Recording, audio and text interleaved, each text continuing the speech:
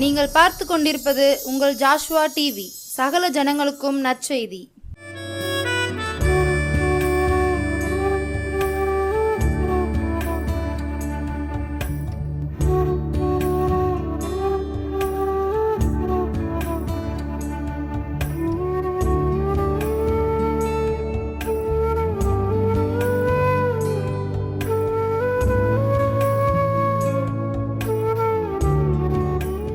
கர்த்தருடைய நாமம் மகிமைப்படுவதாக. அந்த ஜாஷுவா டிவி மூலம் உங்களை சந்திக்க மிக்க மகிழ்ச்சி அடைகிறேன்.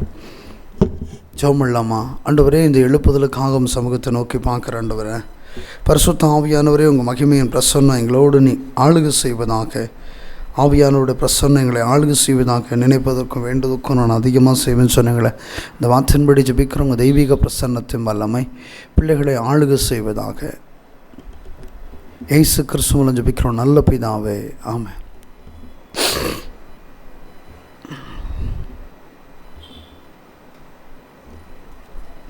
அப்போஸ்தலர் 2ஆம் அதிகாரம் 37ஆவது வசனம். இதை அவர் கேட்டபொழுது இருதயத்தில் குத்தப்பட்டவர்களாகி பேதுருவை மற்ற அப்போஸ்தலர்கள் என்ன செய்ய வேண்டும் என்று கேட்டார்கள். பேதுரு அவர்களை நோக்கி, நீங்கள் மனம் திரும்பி ஒவ்வொருவரும் பாவ மன்னிப்புக்கென்று இயேசு கிறிஸ்துவின் நாமத்தினாலே ஞானஸ்நானம் பெற்றுக்கொண்டு அப்பொழுது பரிசுத்த ஆவியான வரத்தை பெற்றுக்கொள்வீர்கள். வாக்குத்தத்தமானது உங்களுக்கு உங்கள் பிள்ளைகளுக்கும் தம்முடைய தேவனாய கர்த்தர் வர துரத்திலே யாவரும் உண்டாயிருக்கிறே என்று சொன்னார். பாருங்கள், இதை அவர் கேட்ட பொழுது இருதயத்தில் குற்றப்பட்டவர்களாய் இந்த பேதுரு பிரசங்கம் பண்ணிகிட்டு இருக்கும்போது பார்த்தீங்கன்னா இருதயத்தில் அநேகர் குற்றப்பட்டு என்ன நாங்கள் என்ன செய்ய சுத்தமாக இருக்கிறேன். அப்போ அதுதான் மனம் திரும்ப கேட்க அடையாளம். கர்த்தருடைய வார்த்தை அநேகருடைய இருதயத்தில் குற்றப்படணும். குற்றப்பட்டு ஆண்டவர் என்ன பேச போகிறாரு, ஆண்டவர் என்ன திட்டத்தை வைத்திருக்கிறாரு அப்படிங்கிறத என்ன செய்யணும், நம்ம என்ன செய்யணும், தெரிந்து கொள்ளணும். அப்போ என்னென்னா பேதுரு பிரசங்கம் பண்ணிட்டு அநேகருடைய இருதயம் குற்றப்படணும். அதான் மனம் திரும்புதல்.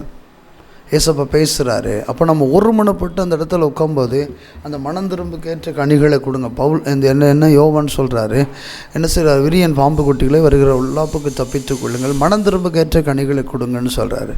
அப்போ மனம் திரும்புக்கேற்ற கனிகள்னால் என்ன அப்படின்னா, நம்ம மனம் திரும்பி ஆண்டவருக்காக எதையாவது செய்யணுமே, ஆண்டவர் நம்மளை கொண்டு இவ்வளோ பெரிய நோக்கத்தை வைத்திருக்கிறாரா, இவ்வளோ பெரிய திட்டத்தை வைத்திருக்கிறாரா, இவ்வளோ பெரிய தீர்மானத்தை வைத்திருக்கிறாரா அப்படின்னு சொல்லி என்ன செய்யணும், நம்மளுடைய என்ன செய்யணும், நம்ம இருதயத்தில் எண்ணிக்கொண்டு ஆண்டவருக்காக என்ன செய்யணும், செயல்படுகிறவர்களாக என்ன செய்யணும், மாறணும். ஆண்டவர் பாருங்கள் நம்மளை கொண்டு இவ்வளோ பெரிய காரியங்களை நமக்குள்ளே வைத்திருக்கிறார் அப்படின்னா, அப்போ பாருங்கள் இவ்வளோ திட்டங்களை நம்மகிட்ட வச்சிருக்கிறார். மனம் திரும்புங்க, மனம் திரும்ப ஏற்ற கனிகளை கொடுங்க. பாருங்கள் லூக்கா 15ஆவது அதிகாரம் 18-19. நான் எழுந்து என் தகப்பனுடையத்திற்கு போய் தகப்பன் பாரத்துக்கு விரோதமாய் உனக்கு முன்பாகவும் பாவம் செய்தோம். இனிமேலும் உம்முடைய குமாரன் என்று சொல்லப்பதற்கு நான் பாத்திரன் அல்ல.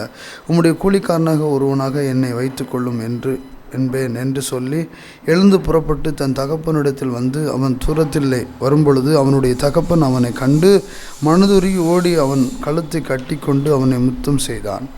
பாருங்கள், ஒரு குமாரன் பாருங்கள், இளைய குமாரன் பாருங்கள், என்ன செய்யணும், தகப்பன்ட்டு எல்லா சொத்தையும் என்ன செஞ்சான், வாங்கிட்டு எழும்பி போயிட்டான்.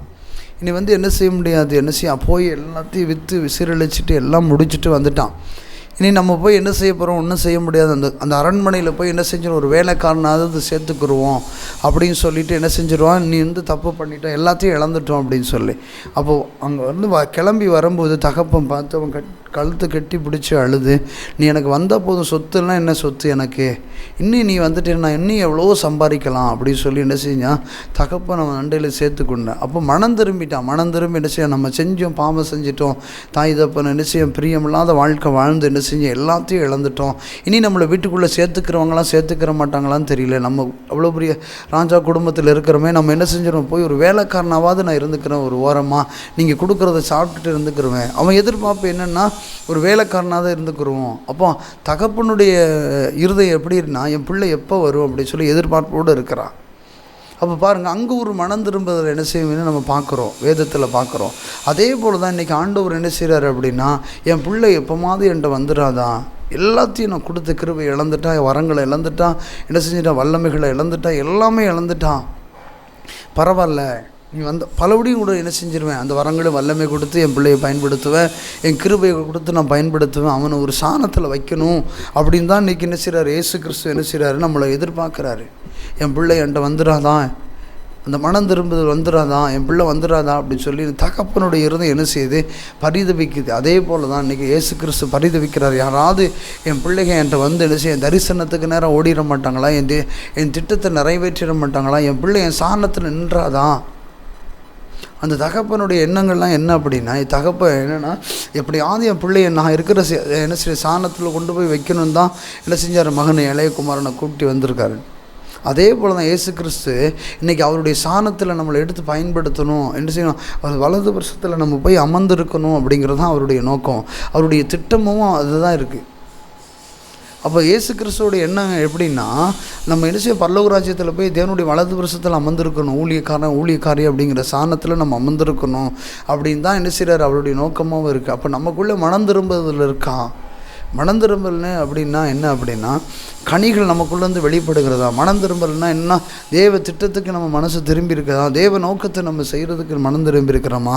நம்ம நினச்சிக்க நம்ம பாவம் செய்யலை, நம்ம அக்கிரமம் செய்யலை, நம்ம நல்லா தான் இருக்கிறோம், பரலோக ராஜ்யத்துக்கு போயிடுவோம். பிதாவை சித்தம் செய்கிறவன் தான் தேவனுடைய ராஜ்யத்தில் பிரவேசிக்க முடியுமே ஒழிய, பிதாவை சித்தம் செய்யாதவன் தேவனுடைய ராஜ்யத்தில் என்ன செய்ய முடியாது, பிரவேசிக்க முடியாதுன்னு தான் வேதம் சொல்லப்படுகிறது. அப்போ நம்ம அந்த தேவ திட்டத்துக்குள்ளே நம்ம வரும்போது, தேவனுடைய நோக்கத்துக்குள்ளே நம்ம வரும்போது பார்த்துங்க, அவர் பெரிய காரியங்களை என்ன பாருங்கள், எழுந்து புறப்பட்டு தன் தகப்பன் இடத்தில் வந்து அவன் தூரத்தில் வரும்பொழுது அவனை தகப்பன் அவன் கழுத்தை கட்டி கொண்டு அவனை முத்தம் செய்தான். குமாரன் தன் தகப்பனை நோக்கி, தகப்பனே, பாரத்துக்கு விரோதமாகவும் உமக்கு முன்பாகவும் பாவம் செய்தேன், இனிமேல் உம்முடைய குமாரன் என்று சொல்வதற்கு நான் பார்த்தேன் அல்ல என்று சொன்னான். அப்பொழுது தகப்பன் தன் ஊழியக்காரனை நோக்கி, நீங்கள் உயர்ந்த வஸ்திரத்தை கொண்டு வந்து அவனுக்கு உடுத்தி அவன் கைக்கு மோதிரத்தையும் காலுக்கு பாதரட்சத்தையும் போடுங்கள், கழுத்தில் கொண்டு வந்து பாருங்கள் எல்லாத்தையும் போடுங்க, அவனை போட்டு என்ன செய்ய, அவனோட சாணத்தில் என்ன செய்யுங்க, நிப்பாட்டணும் அப்படின்னு சொல்லி தான் தகப்பனும். நீ எவ்வளோ இழந்தாலும் பரவாயில்ல, நீ என் பிள்ளை, நீ என்கிட்ட வந்துட்டே இல்லை. அதுதான் தேவனுடைய இருதயமும் அப்படி தான் இருக்குது. உலகப்பிரகாரமான தகப்பனுடைய இருதயம் அப்படி இருக்குன்னா, தேவனுடைய இருதயம் எப்படி இருக்கும், என் பிள்ளை என்னைக்காவது என்கிட்ட வந்துடாதா, வந்துட்டு என்ன செய்யணும், என் காரியங்களை என்ன செஞ்சிடாதா, அப்படி தான் தேவனுடைய நோக்கமும் இருக்குது. வாசிக்கிறீங்களா, லூக்கா 18ஆம் அதிகாரம் 10-13 வரை. 2 மனுஷன் ஜெபம் பண்ணி தேவாலயத்துக்கு போனார்கள். ஒருவன் பரிசேயனும் மற்றொருவன் ஆயக்காரனும். பரிசேயன் நின்று, தேவனுடைய நான் பரிகாரி, அநேக காரியங்கள் விபச்சாரக்காரனாக மற்றும் மனுஷரை போலவும் நான் அந்த ஆயக்காரனை போலவும் இராமல் உம்மை சோத்தரிக்கிறேன். வாரத்தில் 2 தரம் உபவாசம் பண்ணுகிறேன், என் இதிலெல்லாம் தசமமாகவும் செலுத்துகிறேன் என்று தனக்குள்ளே ஜெபம் பண்ணான். ஆயக்காரன் தூரத்திலிருந்து நின்று கண்களை ஏறெடுத்து துணியாமல் நான் மார்பிலை அடித்து கொண்டு, தேவனே, பாவியாய் இருக்க என் கிருபையாய் இறங்கும். ஆனாலும் அவனே நீதிமானாக்கப்பட்டான், தன் வீட்டுக்கு திரும்பி போனான் என்று உங்களுக்கு சொல்லுகிறேன். ஏனெனில் தன்னை உயர்த்துகிறவனோ தாழ்த்தப்படுவான், தன்னை தாழ்த்துக்கிறவனோ உயர்த்தப்படுவான் என்றான். பாருங்கள், அங்கே ஒருத்தன் ஜெபம் பண்ணுகிறான். எங்கே பண்ணுறான், ஆலயத்துக்குள்ளே ஒருத்தன் ஜெபம் பண்ணுறான். ஆண்டவரே, நான் என்ன செய்கிறேன், உபவாச கூட்டத்துக்கெலாம் நான் வர்றேன், நான் எல்லா காரியத்துலேயும் நான் உண்மையாக இருக்கேன், விபச்சாரம் பண்ணல, நான் அவனை வெளியே இருந்து ஜெபம் பண்ணுறான், அவனை போல இல்லை, நான் எல்லாத்துலேயும் என்ன செய்கிறேன், நான் கரெக்டாக இருக்கிறேன் அப்படின்னு சொல்கிறேன். Right, okay. அதுக்கப்புறம் வெளியே இருக்கிறவன் சொல்கிறேன், ஆண்டவரே, நான் பாவியாக இருக்கிற மனுஷன், ஆண்டவர், நான் முகத்தை பார்க்குறது கூட நான் பார்த்துறவனா இல்லை, இந்த ஆலயத்துக்குள்ளே வர்றது கூட நான் இது என்ன செய்கிறேன், நான் தகுதி இல்லாதவனாக இல்லை அப்படின்னு சொல்கிறேன். அங்கே ஒரு மனம் திரும்புதலை பார்த்தீங்கன்னா, அங்கே பாருங்கன்னா உள்ளே புலம்புகிறவன் என்ன சொல்கிறேன்னா, அவனை போல இல்லை, அவனை போல அங்கே உயர்ந்து என்ன செய்ய புலம்புறான். வெளியே இருக்க நான் என்ன செய்யலை, பார்த்துறேன் இல்லை, நான் உங்கள் மூஞ்சில் முடிக்க கூட என்ன செய்ய தகுதி இல்லாதவ. பாருங்கள், தன்னைத்தானே எவன் தாழ்த்துக்கிறானோ அவன் உயர்த்தப்படுவான் அப்படின்னு சொல்லி வேதம் சொல்லப்பட்டது போல், அவன் தன்னை தாழ்த்தவன் என்ன செஞ்சான், அவன் நீதிபரன் ஆகி என்ன செஞ்சான், அவன் வீட்டுக்கு திரும்பி போயிட்டான். அவன் ரட்சிப்பு என்ன பண்ண முடியல. அப்போ எந்த இடத்துல நம்ம தாழ்த்தி நான் எனக்கு ஒன்றும் இல்லை அப்படின்னு சொல்லி நிற்கிறோமோ அந்த இடத்துல தான் ஆண்டவர் இருக்கிறார். பெருமையாக இருக்கிறவனுக்கு நான் எதிர்த்து நிற்கிறேன், தாழ்மை உள்ளவனுக்கு கிருபைக்கு தருவேன் அப்படின்னு சொல்கிறாரு. அப்போ என்னென்னா, பெருமையாக நம்ம அந்த இடத்துல என்ன செய்யணும், நம்ம பெருமையாக சொல்கிறேன், நான் இப்படிலாம் செஞ்சுருக்கேன், நான் இப்படிலாம் செஞ்சுருக்கேன், நீங்கள் எனக்கு இறங்குங்க, அவனுக்கு இறங்காதீங்க அப்படிங்கிற கணக்கில் தான் என்ன செய்யணும், அவன் ஜெபம் பண்ணுறான். இவன் சொல்கிறான், நான் பாவியாக இருக்கேன், நீ எனக்கு என்னை தொடுறா தொடலையா எனக்கு தெரியாது, நான் என்ன செய்கிறேன், என்னை ஏற்று பார்க்குறேன், ஆனால் நான் பாவி அப்படின்னு சொல்லி இறங்குறான். அப்போ அந்த இடத்துல தான் ஆண்டவர் என்ன செய்யார், மனம் திரும்புதலை அங்கே ஒரு மனம் திரும்புதலை பார்க்குறோம். பாருங்கள், நமக்குள்ளே ஒரு மனம் திரும்புதல் வந்து தான் ஒரு என்ன செய்ய முடியும், நம்ம ஊழியத்துலேயும் ஒரு மாற்றம் பார்க்கலாம், வாழ்க்கையிலையும் ஒரு மாற்றத்தை பார்க்கலாம். என்ன செய்யலாம், நம்ம மனம் திரும்பக்கேற்ற கனிகளை என்ன செய்யணும், நம்ம வாழ்க்கையில் நம்ம தரும்போது தான் ஆவியானவர் நமக்குள்ளே என்ன செய்வார், பலத்த காரியங்களை செய்கிறதுக்கு அவர் வல்லமை உள்ள தேவனாக இருக்கிறார். அப்போ நம்ம ஆண்டவர் என்னென்னா நம்மளை கொண்டு பெரிய காரியங்களை செய்யணும். வாசிக்கிறீங்களா? மத்தேயு 21 அதிகாரம்,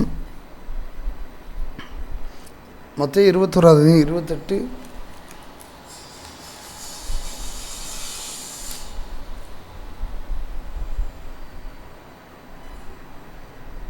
ஆயினும் உங்களுக்கு எப்படியா என்று ஒரு மனுஷனுக்கு 2 குமாரன் இருந்தார்கள்.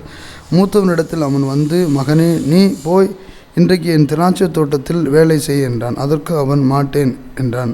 ஆகிலும் பின்னும் அவன் மனசாவப்பட்டு போனான். இளைவனிடத்தில் அவன் வந்து அப்படியே சொன்னான். அதற்கு அவன், போகிறேன் ஐயா என்று சொல்லியும் போகவில்லை. இவ்விருவருக்கும் அவன் தகப்பனுடைய சித்தத்தின்படி செய்கிறவன் என்று கேட்டார்கள். அதற்கு அவர்கள், மூத்தவனான என்றான். அப்பொழுது இயேசு அவர்களை நோக்கி, ஆயக்காரனே, வேசிகளுக்கும் உங்களுக்கும் முன்னே தேவனுடைய ராஜ்யத்தில் பிரவேசிக்க என்றார். மெய்யாவே உங்களுக்கு சொல்லுகிறேன். ஏனெனில் யோவான், பாருங்கள், என்னென்னா தகப்பனுடைய வீட்டில் என்ன செய்யணும், ஒரு வேலைக்காரன் என்ன செய்ய மணந்து அப்படின்னா தகப்பனுக்கு என்ன செய்யணும், கீழ்ப்படிஞ்சு அந்த வேலையை செய்யணும். அப்போ அந்த தகப்பனுடைய கீழ்ப்படிதல் என்ன செய்யணும், அந்த மனம் திரும்பல் என்ன, தகப்பனுடைய வார்த்தைக்கு கீழ்ப்படியணும். அங்கே கீழ்ப்படுகிறதுக்கு யாரும் இல்லை. அப்போ கடைசி காலத்தில் பாருங்கள், ஆண்டவர் என்ன செய்கிறார், ஒரு தரிசனத்தை ஒரு மனுஷனுக்கு தர்றாருன்னா எவ்வளோ ட்ரைனிங் கொடுக்குறாரு, எவ்வளோ காரியங்களை சொல்கிறார். ஒரு அப்போ நம்ம ஒரு வேலை செய்யணும் அப்படின்னா, அப்போ ஆண்டவருடைய சித்தத்தின்படி நம்ம செய்யும்போது தான் ஆண்டவர் நம்ம ஒரு பெரிய ஒரு மாற்றத்தை நம்ம வாழ்க்கையில் பார்க்க முடியும். இல்லைன்னா என்ன செய்ய முடியாது, ஒரு மாற்றத்தை பார்க்க முடியாது. தேவ திட்டத்தை என்ன செய்யணும், நிறைவேற்றுகிற பிள்ளைகளாக என்ன செய்யணும், நம்ம மாறும்போது தான் என்ன செய்யணும். நமக்கு புதிய ஏற்பாட்டின் காலத்தின் பார்த்தீங்கன்னா புது உடன்படிக்கைக்காக ஒன்று என்ன செஞ்சுருக்கிறாரு, தெரிந்திருக்கிறாருன்னு சொல்லி பவுல் சொல்கிறாரு. அப்போ அந்த புது உடன்படிக்கைக்கு தக்க மாதிரி நம்ம என்ன செய்யணும், ஊழியத்தை என்ன செய்யணும் ஆரம்பித்து அந்த ஊழியத்தை நம்ம கொடுத்து ஊழியத்தை நிறைவேற்றணும். நம்ம கொடுத்த என்ன செய்யணும், லக்கை தொடரணும். அந்த மனம் திரும்பினா நம்ம வாழ்க்கையில் கனிகள் என்ன செய்யணும், வெளிப்படணும். மனம் திரும்பலைன்னா கனி வெளிப்படணும்னா நம்மளோட வாழ்க்கையில் என்ன செய்ய முடியாது, தேவ திட்டத்தை என்ன செய்ய நிறைவேற்ற முடியாது. கனியற்றவர்களாக இராதபடிக்கு நற்கிரியை செய்கிறவர்களாய் மாறு அப்படின்னு சொல்லி வேதம் சொல்லப்படுகிறது. அந்த வாழ்க்கையில் நற்கிரை இல்லாத நம்ம வாழ்க்கையில் மாறணும். நம்ம இப்படியே உட்கார்ந்துட்டு இருந்தோன்னா தேவன்கிட்ட நம்ம என்ன சொல்ல முடியும், அவர் பிள்ளை அப்படின்னு சொல்கிறதுக்கு நமக்கு என்ன உத்தரவாதம் எடுத்திருக்கிறோம், அவர் குமாரன் சொல்கிறதுக்கு என்ன உத்தரவாதம் எடுத்துருக்கோம். நம்ம அப்போ வாழ்ந்த மாதிரி தான் இன்றைக்கும் என்ன செஞ்சிட்ருக்கோம், வாழ்ந்துருக்கோம். தேவ திட்டத்தை நம்ம நிறைவேற்றுகிற பிள்ளைகளாக நம்ம மாறும்போது தான், தேவனுடைய நோக்கத்தை நம்ம நிறைவேற்றுகளாக மாறும்போது தான் அவர் நம்மளோடு என்ன செய்ய ஆளுகை செய்கிற தேவனாக இருக்கிறார். ஆண்டவர் பாருங்கள், ஒரு மனுஷன் என்ன செய்கிறாரு, உருவாக்கணும் அப்படின்னா நம்மளை எந்த ரூபத்தில் உருவாக்கணுமோ அந்த ரூபத்தில் என்ன செய்கிறாரு, உருவாக்கி நம்மளை கொண்டு வர்றாரு. ஒவ்வொரு விஷயத்தையும் நம்ம பாருங்கள், வேதத்தில் நம்ம நோக்கி பார்க்கும்போது பார்த்திங்கன்னா, வேதத்தை நம்ம உற்று கவனிக்கும் போது பார்த்திங்கன்னா தெளிவாக சொல்கிறாரு, விரியன் பாம்பு குட்டிகளே, வருகிற பொல்லாப்புக்கு தப்பித்து கொள்ளுங்கள், மனம் திரும்பக்கேற்ற கனிகளை கொடுங்கள். அப்போ நம்ம மனம் திரும்பிருக்கோம், எல்லாம் நல்லா தான் இருக்கிறோம். அப்போது மனம் திரும்பினா என்ன அப்படின்னா, அதை சொல்கிறாரு, கோடாரி வேறு இருக்க ஆயத்தமாக இருக்கிறது, நல்ல கனி கொடாத மரமெல்லாம் என்ன செய்யப்படுமா, வெற்றுண்டு அக்னியில் போடப்படும். அப்போ கனிகளை பார்க்குறாரு. நம்ம மரம் இருக்கிறோம், நம்ம வளர்ந்த போது நமக்குள்ளே கனி இருக்குதான், கர்த்தர் இவனோடு கூட இருக்கிறாரு, இவளோடு கூட இருக்கிறாரு, இவங்ககிட்ட போய் ஜெபம் பண்ணால் ஒரு காரியம் வெளிப்படும், இவங்ககிட்ட ஜெபம் பண்ணால் கர்த்தர் இவங்களோட பேசுகிறாரு. இவனுக்குள்ளே இப்போ நிறைய பேர் பார்த்தீங்கன்னா, ஒரு நல்ல கெட்டது வீட்டுக்கு போனோன்னா, ஒரு மனுஷன் மறிச்சிட்டான்னா, இருந்தார் இந்த ஆள் இருந்தான்னா ஊருக்கு கொஞ்சம் பிரயோஜனமாக இருந்துச்சு, யாராவது ஹெல்ப் கேட்டாங்கன்னா உடனே என்ன செய்வோம் போய் பார்ப்பாங்க. நான் நிறைய பேரை பார்த்துருக்கேன், நிறைய பேர் சொல்லுவாங்க, எங்கள் ஊர்லெலாம் நிறைய பேர் மறிச்சிருப்பாங்க, அவங்கள்ட்ட நான் சொல்லுவாங்க, இவங்களோட கொண்டாந்து எனக்கு செத்தப்புறம் தான் அருமை தெரியும் அப்படின்னு சொல்லுவாங்க. ஒரு பழமொழியை, செத்தப்புறம் இருக்கும்போது யாருக்குமே தெரியாது. அப்போது ஒரு சின்ன ஹெல்ப் பண்ணியிருப்பாங்க அவங்க வாழ்க்கையில், சின்ன ஹெல்ப் பண்ணும்போது அப்போ பார்த்தீங்கன்னா அவங்க இறந்துட்டாங்க அப்படின்னா அவங்க இருந்தாங்க, அப்போ இந்த காரியங்களெல்லாம் செஞ்சாங்க. இன்றைக்கி அவங்க இல்லை, இந்த காரியத்தை யார் செய்வா? ஒன்றும் இல்லை, என் கூட ஒரு உடல் ஊழியக்காரர் இருந்தார், அவங்க இறந்துட்டாங்க, இறந்து இப்போ 1 மாதம் 1.5 மாதம் ஆகுது. அப்போ நான் என்னென்னா இருக்கும்போது எனக்கு தெரியல.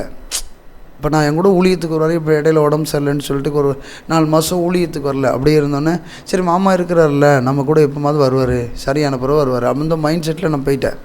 அப்போ அந்த டைம் இருக்கும்போதே அந்த பாரம் தெரியல எனக்கு. அவர் போன பிறகு தான் அந்த பாரம் தெரியுது. இனி நம்ம கூட வரமாட்டார்ல, இனி நம்ம கூட வரமாட்டால, இனி நம்ம கூட யார் ஊழியம் செய்வான், இனி நம்ம கூட யார் ஹெல்ப் பண்ணுவான். நம்ம ஒத்தையில் போயிட்டு வரோம், நைட்டில் ட்ராவல் பண்ணுறோம், ரொம்ப தூரம் பைக்கில் ட்ராவல் பண்ணுறோம், நம்ம கூட யார் வருவா? அதே போல் தான் நம்ம வாழ்க்கையில் என்ன செய்கிறோம், இருக்கும்போது தெரியாது, இல்லாத போது தான் தெரியும். அதே போல் தான் நம்மளோட வாழ்க்கை என்ன செய்யணும், மாறணும். நம்ம இப்படியே உட்காந்துட்ருக்குறோம், மனம் திருப்புக்கேற்ற கனிகளை கொடுக்கணும். அதே மாதிரி என்ன செய்யும், அன்றைக்கி ஆதி திருச்சபையில் பார்த்திங்கன்னா நிறைய பேர் ரட்சிக்கப்பட்டாங்க, மனம் திரும்பி ரட்சிக்கப்பட்டு ஞானஸ்தானம் எடுத்து அனுதினமும் சேர்த்து கொள்ளப்பட்டாருங்கன்னு சொல்லி வேதம் சொல்லப்படுது. அப்போது அங்கே அனுதினமும் ரட்சிக்கப்பட்டு சேர்த்து கொண்டாங்க. அவங்க எல்லாருமே சீசனானாங்க, சீசியாக மாறினாங்க. அதே போல் தான் நம்மளோட வாழ்க்கையில் ஒவ்வொரு ஸ்டெப்பும் என்ன செய்யணும், மாறணும். அன்னன்னைக்கு மாறணும். நம்ம ஒவ்வொரு நாளுக்கு தகுந்த மாதிரி மாறி என்ன செய்யணும், ஆண்டவர் நம்மளை எதற்கு வச்சுருக்கிறாரு, என்ன நோக்கத்துக்கு நம்மளை முன்குறிச்சிருக்கிறாரு, என்ன திட்டத்தை வைத்திருக்கிறாரு அப்படிங்கிற ஒரு தீர்மானத்தை நம்ம எடுத்து என்ன செய்யணும், செயல்படுகிறவங்களாம் என்ன செய்யணும், மாறணும். மனம் திரும்பணும். அப்பப்போ நம்ம போய் என்ன அப்போ அந்த டைமில் என்ன செய்யக்கூடாது, அந்தந்த டைமில் போய் ஏசப்பாவை நம்ம போய் பிடிச்சிட்டு ஏசப்பா எனக்கு ஏதாவது செய்யுங்கன்னு சொல்லக்கூடாது. எப்போவும் ஒரு என்ன செய்ய சார்ந்து இருக்கிறவங்களா இருக்கும்போது தான் ஆவியானவர் நம்மளோடு கூட செயலாற்றி காரியங்களை வெளிப்படுத்தி அந்தரங்கத்துக்கிற பொக்கிஷங்களை என்ன செய்வார், நமக்கு தருவார். மனம் திரும்பும்போது தான் என்ன செய்யும், பரலோக ராஜ்யமே ஒரு மனுஷன் மனம் திரும்பினா பரலோக ராஜ்யம் சந்தோஷப்படும் சொல்லி வேதம் சொல்லப்படுகிறது. அந்த மனம் திரும்புதலை ஆண்டவர் என்ன செய்கிறாரு, விரும்புகிறாரு.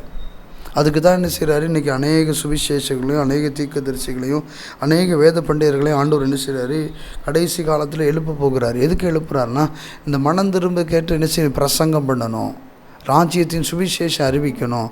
ராஜ்யத்தின் சுவிசேஷமானாலே என்ன அப்படின்னா, மனம் திரும்ப கேட்ட பிரசங்கம். பாவத்தை விட்டு வந்துடுங்க, அக்கிரமத்தை விட்டு வந்துடுங்க, மீறுதலை விட்டு வந்துடுங்க, கடைசி காலத்தில் இருக்கிறோம், நம்ம பரலோக ராஜ்யத்துக்கு போனால் இப்படி தான் இருக்கணும், இப்படி தான் இருக்கணும், இப்படி தான் ரூல்ஸு அப்படின்னு சொல்லி என்ன செய்ய, இப்படி பிரசங்கம் பண்ணணும். அதுக்கு தான் என்ன செய்கிறாரு, ஆண்டவர் என்ன செய்கிறாரு, ஊழியக்காரனை எழுப்புறாரு. அப்போ நானும் நீங்களும் மனம் திரும்பணும்ல, மனம் திரும்பி என்ன செய்யணும், கனி கொடுக்குறவங்களாம் மாறணும்ல. அப்போ அந்த கடைசி காலத்தில் என்ன செய்யணும், கனி கொடுக்குறவங்களாம் என்ன செய்யணும், மாறணும். நம்மளை கொண்டு என்ன திட்டத்தை வச்சுருக்கிறாரோ அந்த திட்டத்தை நிறைவேற்றணும். ஒரு மனுஷனுக்கு வச்சுருக்கிறாருன்னா இவங்களை ரட்சிப்புகளை நடத்தணும், இவங்களுக்குள்ளே என்ன செய்யணும், இப்படிலாம் காரியங்களை செய்யணும் அப்படின்னு சொல்லி வச்சுருப்பார், தெய்வ திட்டம் வச்சுருப்பார். அந்த திட்டத்தின்படி நம்ம நடக்கணும்ல. அப்போ நம்ம மனம் திரும்பி என்ன செய்யணும், ஆண்டவரே நாங்கள் என்ன செய்யணும், நான் மனம் திரும்பி எங்களோட சித்தத்தை நான் செய்யணும், உங்கள் நோக்கத்தை நான் நிறைவேற்றணும் அப்படின்னு சொல்லி ஒவ்வொரு நாளும் ஜெபிக்கும்போது பரிசுத்த ஆவியானவர் உதவி செய்வார். அவர் உதவி செய்கிற தேவனாக இருக்கிறார். நம்ம காரியங்களை வாய்க்க பண்ணி தெய்வ திட்டத்துக்கு நேரம் நம்மளை என்ன செய்கிறாரு, அவர் நடத்துகிற தேவனாக இருக்கிறேன்னு சொல்கிறாரு. சோமல்லாமா, ஆண்டவரே உண்மை நன்றியோடு உண்மை துதிக்கிறோம், சோதரிக்கிறேன். ஆண்டவரே வேண்டுதுக்கும் நினைப்பதுக்கும் நான் அதிகமாக செய்வேன்னு சொன்னீங்களே, அந்த வார்த்தையின்படி ஜெபிக்கிறேன். ஆண்டவரே உங்கள் தெய்வீக பிரசன்னத்தின் வல்லமை எங்களை ஒவ்வொருவரையும் மூடுவதாக. ஆவியானோட வல்லமை இஸ் அ டோரல் பல்கரபலா ஒவ்வொருவரையும் எங்களை ஆளுகை செய்வதாக. அப்பா நாங்கள் மனம் திரும்பி என்ற கடவுளுக்கு ஏற்று கிரிகளை வெளிப்படுத்த, வல்லமைகளை வெளிப்படுத்த எங்களுக்கு அந்த கிருபை கொடுங்க. ஆண்டவரே அந்த டிவி சேனலை பார்த்துட்டு இருக்க ஒவ்வொரு பிள்ளைகளுக்காக ஜெபிக்கிறேன். ஆண்டவரே உங்கள் மகிமையின் பிரசன்னம் ஒவ்வொருவரையும் ஆளுகை செய்வதாக. இஸ்ரவேலில் கர்த்தருடைய வல்லமை வெளிப்பட்டது போல பிள்ளைகளோடு கர்த்தருடைய வல்லமை வெளிப்படுவதாக. இம்மட்டும் காத்து எபனேசரை மை துதிக்கிற ராஜா, இனி காத்து வழி நடத்துங்க. இயேசு கிறிஸ்து மூலம் ஜெபிக்கிறோம் நல்ல பிதாவே, ஆமென்.